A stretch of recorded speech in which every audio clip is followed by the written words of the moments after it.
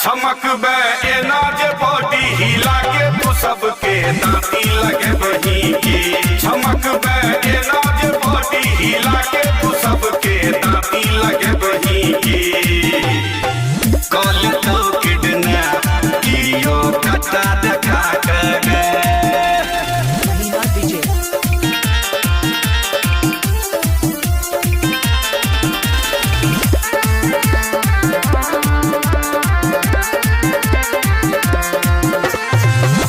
तोहर रसदार से नुरिया गाल तई पर यौवन मारल तार। आगा से लागो कश्मीर पाछा से लागो बंगाल।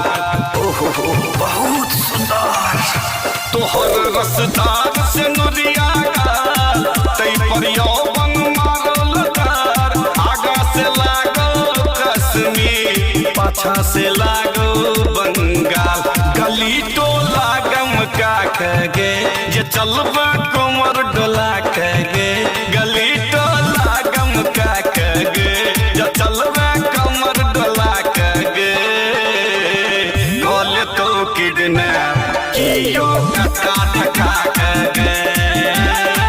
कॉल तो किडनैप कियो कटा देखा कगे।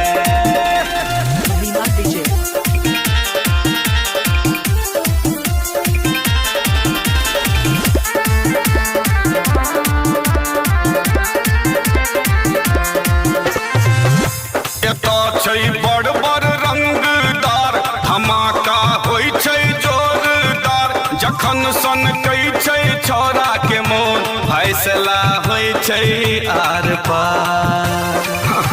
बुझलिए कि नहीं एतो छै बड़ बड़ रंगदार धमाका होई छै जोरदार। जखन सन कई छै छोरा के मोन फैसला होई छै आर पार। के गोरकी रहे बचा कगे यार एकटा ठकना कगे।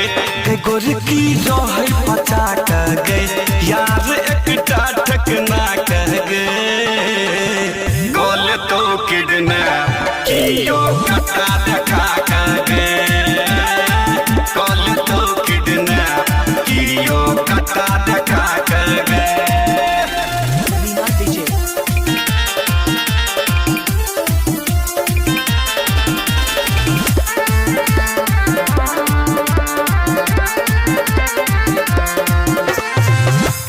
दिलीप दरभंगिया के बात होइत छै एकदम राफ साफ। एखन तोरा लागे छौ मजा बाद में हेतो पश्चाताप।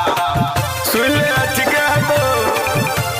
दिलीप दरभंगिया के बात होइत छै एकदम राफ साफ। एखन तोरा लागे छौ मजा बाद में हेतो पश्चाताप। केस खूजल फहरा कगे जे घूमबे काजर लगा कगे। केस खूजल फहरा कगे जे घूमबे काजर लगा कगे। कॉल तो किडनैप कियो कटा देखा कगे। कॉल तो किडनैप कियो कटा देखा कगे। Jasmine computer training centre, Shankar Chowk, Chaudhary complex, सेवधा।